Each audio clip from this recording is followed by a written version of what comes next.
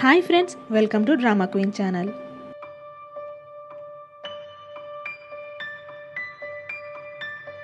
వాడిని నేను చాలా మిస్ అవుతున్నాను అని బాధపడుతూ ఉంటుంది. అంతలో ఇక్కడ మన హీరోకి యోన్సో ఫోన్ నుండి ఫోన్ వస్తుంది. చూస్తే అలా ఫోన్ చేసింది మన హీరోయిన్ కాదు, లీ అనమాట. నువ్వెందుకు తన ఫోన్ నుండి కాల్ చేశావు అని హీరో సీరియస్ అవుతాడు. తను ఫుల్గా తాగి పడుకొనింది, అందుకే ఈ టైంలో తనతో పాటు నువ్వు ఉంటే బాగుండు అనుకున్నాను కాబట్టే నీకు ఫోన్ చేస్తున్నాను. నీకు రావాలని లేకపోతే చెప్పు, నేనే కేర్ తీసుకుంటాను అని అన్న వెంటనే 10 నిమిషాలు, ఒక్క 10 నిమిషాలు ఉండు చాలు, నేను తన దగ్గరికి వస్తున్నాను అని చెప్పి కాల్ కట్ చేసేస్తాడు. అలా తను వచ్చేసరికి మన హీరోయిన్ నిద్రపోతూ ఉంటుంది. ఎదురుగా లీ కూర్చొని ఉంటాడు. ఇంకా హీరో వచ్చిన వెంటనే నన్ను అలా చూడకు, ఈరోజు తనని చూస్తే నాకు చాలా బాధగా అనిపించింది, అందుకే నువ్వు పక్కనుంటే తనకి బాగుంటుందనిపించే నీకు కాల్ చేశాను అని అంటే, ఏమైంది అని అడుగుతాడు హీరో. నా స్టోరీ కాదు కదా నేను చెప్పడానికి, తనకి మెలకు వచ్చిన తర్వాత తననే అడిగి తెలుసుకో అని చెప్తాడు. ఇంకా హీరో హీరోయిన్ని తీసుకొని బయలుదేరుతుంటే, మీరిద్దరూ ఒకరినొకరు ఇంతగా ప్రేమించుకునేటప్పుడు అసలు బ్రేకప్ ఎందుకు చెప్పుకున్నారు అని అడిగితే, నీకు అనవసరమైన విషయాలు నువ్వు జోక్యం చేసుకోకు అని చెప్పి అక్కడి నుండి వచ్చేస్తాడు. అలా హీరోయిన్ కారులోనే ఫుల్గా నిద్రపోతుంది. తనకు మెలకు వచ్చేంత వరకు హీరో బయట వెయిట్ చేస్తూ ఉంటాడు. మెలకు వచ్చిన తర్వాత ఏం జరిగింది అని అడుగుతుంది. ఏం లేదులే, ఇలా లీ కాల్ చేస్తే నీ దగ్గరికి వచ్చాను అని చెప్పి ఒక్క 10 నిమిషాలు నీతో మాట్లాడాలి. సారీ, ఈరోజు నీ గురించి నేను కేర్ తీసుకోకుండా ఈరోజు మొత్తం నువ్వు అలా స్పెండ్ చేయాల్సి వచ్చినందుకు అని అన్న వెంటనే, నా విషయంలో నువ్వెందుకు సారీ ఫీల్ అవుతున్నావు? మనిద్దరికి బ్రేకప్ అయిపోయింది కాబట్టి మనమిద్దరం దూరంగా ఉంటేనే మేలు. ఇంకొకసారి ఇలా జరగకుండా నేను చూసుకుంటాను అని చెప్పి వెళ్ళబోతుంటే చేయి పట్టుకొని ఆపుతాడు. చేయి విదిలించుకొని, నువ్వు నా గురించి వర్రీ అవ్వటం నాకు అస్సలు ఇష్టం లేదు. నెక్స్ట్ టైం నేనే నీకు కాల్ చేసినా నా కాల్ని ఆన్సర్ చేయకు, ప్లీజ్ ఇగ్నోర్ చెయ్యి అని చెప్తుంది.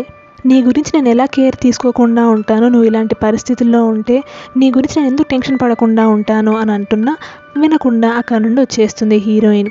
అలా తన ఇంటికి వచ్చేసరికి పాపం జిసక్ వాళ్ళ అక్క కోసం వెయిట్ చేస్తూ ఉంటాడు. ఇంకా పడుకోలేదా అని అంటే, ఈరోజు నీ బర్త్డే, కనీసం కలిసి ఒక్క భోజనమన్నా చేయాలి కదా, పద డిన్నర్ చేద్దాము అని అంటాడు. అంతలో హీరోయిన్ జిసక్ని ఆపి, ఆమె చనిపోయిందంట అని అన్న వెంటనే ఎవరో ఏంటో ఏం అర్థం కాదు. హాస్పిటల్ నుండి కాల్ వచ్చింది, ఇలా అమ్మ నిన్న మార్నింగ్ చనిపోయిందంట, ఫ్యూనరల్ అని చెప్పబోతూ ఉంటే, అయితే ఏం చేయాలి? అయితే ఏంటి, అక్కడికి వెళ్ళాలా? ఎందుకు వెళ్ళాలి? ఏం అవసరం ఉంది? ఆమె మనకెవరని? నాకు సంబంధించినంత వరకు నా ఫ్యామిలీ నువ్వే, నన్ను కాపాడింది, నన్ను పెంచింది, నాకు నువ్వు పోషించింది మొత్తం నువ్వే. నాకు తల్లిదండ్రులు అంటూ ఎవరూ లేరు, నా తల్లి తండ్రి నువ్వే. నేను చిన్నగా ఉన్నప్పుడు ఆకలేస్తుందని ఏడ్చినప్పుడు కనీసం ఒక్కసారన్నా పట్టించుకునిందా? నాకు ఫుడ్ పెట్టింది నువ్వే. అప్పుడు ఆమెకు లేని ప్రేమ ఇప్పుడు మనకెలా వస్తుందంట అని జిసక్ అరుస్తుంటే, అది కాదు జిసక్ అని చెప్తున్నా, నీకు నేను సరిపోనా? ఫ్యామిలీలాగా నేను చాలదా నీకు అంటూ అరుస్తాడు. అలా కోపంగా అక్కడ నుండి వెళ్ళిపోతాడు. హీరోయిన్ రాత్రంతా బాధపడుతూ అలానే ఉంటుంది. ఇంకా నెక్స్ట్ డే మార్నింగ్ వర్క్కి బయలుదేరుతుంది అంటూ మొత్తం బ్లాక్ డ్రెస్సే వేసుకొని బయలుదేరుతుంది. దాంతో ఫ్యూనరల్ దగ్గరికి వెళ్తుందన్న విషయం జిసక్కి అర్థమవుతుంది. ఇక్కడ ఆఫీస్లో కాల్ చేసి నేను ఈరోజు రావట్లేదు అంటూ లీవ్ తీసుకోవడంతో వీళ్ళు ఆశ్చర్యపోతారు. అంతలో అక్కడికి వచ్చిన జువాన్తో, యోన్సో ఈరోజు లీవ్ తీసుకుందన్న విషయం చెప్పిన వెంటనే అసలు ఏమవుతుంది, తన లైఫ్లో నాతో ఎందుకు షేర్ చేసుకోకుంది అంటూ అన్నీ ఆలోచిస్తూ తనకి కాల్ చేస్తాడు, కానీ కాల్ ఆన్సర్ చేయదు. ఇక్కడేమో హీరోయిన్ ఫ్యూనరల్ దగ్గరికి వస్తుంది. అలా లోపలికి వెళ్ళిన వెంటనే అందరూ పాపం అంటూ ఆమె మీద జాలిపడి, పిల్లలు ఎలాంటి వాళ్ళు, ఆమెను వదిలేశారు, పట్టించుకోవట్లేదు అంటూ వీళ్ళ గురించి తప్పుగా అనుకుంటున్నారు. కానీ పాపం పాస్ట్లో వీళ్ళని ఆమె పట్టించుకోలేదన్న విషయం ఎవరికీ తెలియదు కదా. అప్పుడు అనిపించిందండి నాకు, కథ 2 వైపులా తెలుసుకోకుండా ఎవరు ఏం మాట్లాడకూడదు కదా. అలా ఇంకా బయటికి బాధగా వస్తుంది.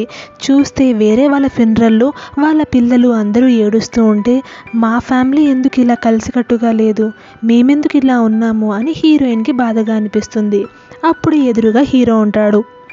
నీకెలా తెలిసింది నేను ఇక్కడ ఉంటానని అని హీరోయిన్ అడగడంతో, జిసక్ కాల్ చేసి చెప్పాడు నిన్ను చూసుకోమని, అందుకే ఇక్కడికి వచ్చాను అని అంటాడు.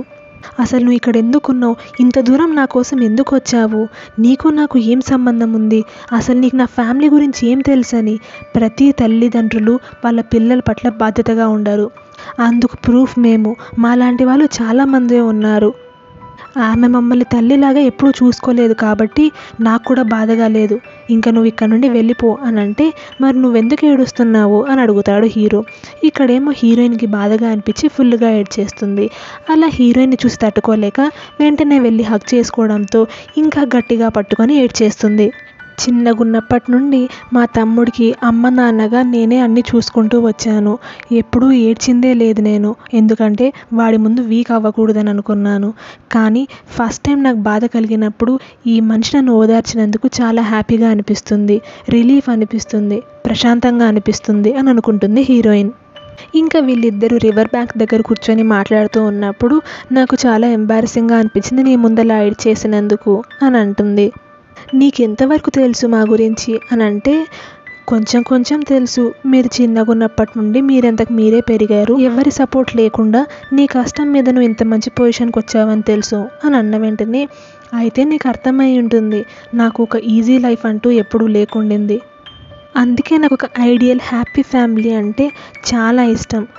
బహుశా అది నేను చిన్నగా ఉన్నప్పటి నుండి అనుభవించిన చేదు జ్ఞాపకాల వల్లనో ఏమో అని అన్న వెంటనే, నేను ఊహించుకున్న దానికంటే చాలా కఠినమైన జీవితమే జీవించినట్టున్నారు మీరిద్దరూ. పుట్టినప్పటి నుండి నేను అడిగిన ప్రతిదీ నా చేతిలో పెడుతూ వచ్చారు. అందుకే నాకు జాబ్ వచ్చినప్పటికంటే నువ్వు కష్టపడి ప్రమోట్ అయినప్పుడు నాకు చాలా హ్యాపీగా అనిపించింది అని అంటాడు హీరో. నీకు ముందుగానే ఏం చెప్పకుండా సడన్గా అలా వచ్చి నీ ముందు నిలబడినందుకు నీకు అస్సలు నచ్చదని నాకు తెలుసు, కానీ నువ్వు ఇలాంటి టైంలో ఒంటరిగా ఉండడం ఇష్టం లేకనే నేను నీ దగ్గరికి వచ్చాను అని చెప్తాడు. అందుకు థ్యాంక్ యూ చెప్పి ఇంకా చల్లగా ఉంది కాబట్టి బయలుదేరదాము అని హీరోయిన్ వస్తూ ఉంటే వెంటనే పిలిచి పరిగెత్తుకుంటూ వచ్చి మనమిద్దరం పెళ్లి చేసుకుందామా అంటూ రింగ్ ఇచ్చి ప్రపోజ్ చేస్తాడు. నేను పుట్టినందుకే చాలా హ్యాపీగా ఫీల్ అవుతున్నాను, అలాంటిది నిన్ను కలవడం ఒక మిరాకిల్ లాగా, ఇంకా నా జీవితం మొత్తం నీతో గడపాలనుకుంటున్నాను అని అంటాడు. అది విన్న వెంటనే మన హీరోయిన్ చాలా షాక్ అవుతుంది. సడన్గా ఇలా ప్రపోజ్ చేసినందుకు నువ్వు షాక్ అవుతావని తెలుసు, కానీ నిన్ను కలిసిన మొదటి రోజు నుంచే ఈ రోజు గురించి ఆలోచిస్తూ వచ్చాను, కాబట్టి నువ్వు వెంటనే ఆన్సర్ ఇవ్వాలని నేను అనను. నీకు ఎంత టైం కావాలంటే అంత టైం తీసుకో, ఎంత కావాలంటే అంతసేపు ఆలోచించు, తర్వాతే నీ ఆన్సర్ ఏంటో నాకు చెప్పు అని అంటాడు. అలా ఆ రింగ్ని మన హీరోయిన్ చేతిలో పెట్టడంతో ఆ రింగ్ని తీసుకొని మన హీరోయిన్ ఇంటికి వచ్చేస్తుంది. ఆ తర్వాత వాళ్ళ ఫ్రెండ్ రెస్టారెంట్కి వెళ్ళి కంటిన్యూస్గా వర్క్ చేస్తూ ఉంటే మళ్ళీ ఈ పిల్ల స్ట్రెస్లో ఉందని వాళ్ళ ఫ్రెండ్ ఈసారి తన ఫ్రెండ్ని లాక్కెళ్ళి, అసలు ఏమైంది, ఎందుకు ఇలా బిహేవ్ చేస్తున్నావు, మెంటల్గా స్ట్రెస్ ఉన్నందుకు నీ బాడీని స్ట్రెయిన్ చేస్తావా, ఇప్పుడు మీ ఇద్దరి మధ్య అసలు ఏం జరుగుతుంది అని అడిగితే, ఇలా పెళ్లి చేసుకోమని ప్రపోజ్ చేశాడు అని అన్న వెంటనే అది విన్న విలన్ చాలా షాక్ అవుతుంది.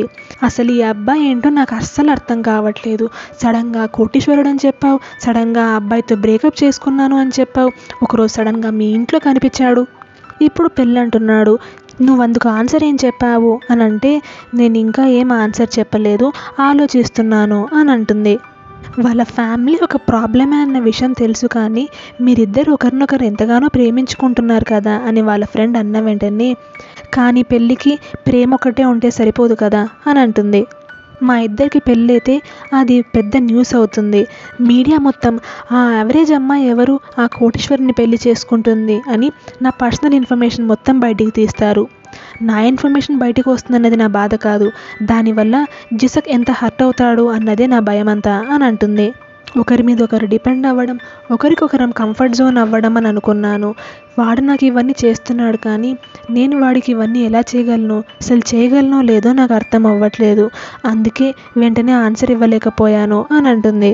నెక్స్ట్ డే ఆఫీస్లో జువాన్ ఇలా సివాన్తో యోన్సోకి ప్రపోజ్ చేశానన్న విషయం చెప్పిన వెంటనే, నా తమ్ముడు ఇంత పెద్దవాడయ్యాడని నేను ఎప్పుడూ అనుకోలేదు, చాలా మంచి పని చేశావు, అంటే ఇప్పుడు నువ్వు పెళ్లి చేసుకోబోతున్నావు అన్నమాట అని అన్న వెంటనే, నేను ఇంకా ప్రపోజే చేశాను, పెళ్లి చేసుకోవట్లేదు అని అంటే, అదేలే రెండూ ఒకటేగా అని సివాన్ అనడంతో, ఏమో ఆ రోజు తనని అలా చూసిన తర్వాత తనని ఒంటరిగా వదిలిపెట్టాలనిపించలేదు, జీవితాంతం తనకి తోడుగా ఉండాలనిపించింది, అందుకే ప్రపోజ్ చేసేసాను అని అంటే, చూడు తల్లినేమో ఇంట్లో ఒక్కటే వదిలిపెట్టేసేసి ఇల్లు వదిలిపెట్టి వెళ్ళిపోతాడంట, కానీ ప్రేమించిన అమ్మాయి బాధలో ఉంటే వదిలిపెట్టి ఉండలేక ప్రపోజ్ చేశాడంట అని అంటాడు. ఇప్పుడు ఇంటికి తిరిగి వెళ్ళి అమ్మని కన్విన్స్ చేస్తామనుకుంటున్నాను అని జువాన్ అన్న వెంటనే, ఆ అమ్మ కన్విన్స్ అవుతుందన్న నమ్మకం నాకు లేదు అని అంటాడు సివాన్. కొంచెమన్నా పాజిటివ్గా ఉండొచ్చు కదా అని అనడంతో, సరే మరి ఇప్పుడు యోన్సో ఎప్పుడు ఆన్సర్ ఇస్తుందంట అని అంటే, ప్రపోజ్ చేశాను, కానీ తనకు కావాల్సినంత టైం తీసుకోమని చెప్పాను. అర్జెంటుగా ఆన్సర్ ఇచ్చి తనని బలవంతం పెట్టాలని అస్సలు అనుకోలేదు. అందుకే తను ఆన్సర్ ఇచ్చేంత వరకు నేను పేషెంట్గా వెయిట్ చేస్తానని అనుకుంటాడు. కానీ ఒక పక్క యోన్సోని చూస్తుంటే టెన్షన్ పెరిగిపోతూ ఉంటుంది. ఎప్పుడు ఆన్సర్ ఇస్తుంది అని చాలా టెన్షన్ పడుతుంటాడు. చెప్పినంత ఈజీ కాదు వెయిట్ చేయడం ఒక ఆన్సర్ కోసం. ఎంతసేపు అయినా టైం చాలా స్లోగా గడుస్తున్నట్లు అనిపిస్తుంది మన జువాన్కి. దాంతో ప్రతిరోజు ఏదో ఒక సాకు పెట్టుకొని ఈరోజు తాగుదామా, లేకపోతే నాకు పిచ్చి పిచ్చి ఆలోచనలు వస్తున్నాయి, దీంతో నా తల మీద కొడతావా అంటూ ప్రతిరోజు మన శివాన్ దగ్గరికి వెళ్ళి సతాయిస్తూనే ఉంటాడు. Thanks for watching. మీకు మా వీడియో నచ్చినట్లయితే ప్లీజ్ మా ఛానల్ని సబ్స్క్రైబ్ చేయండి. Thank you.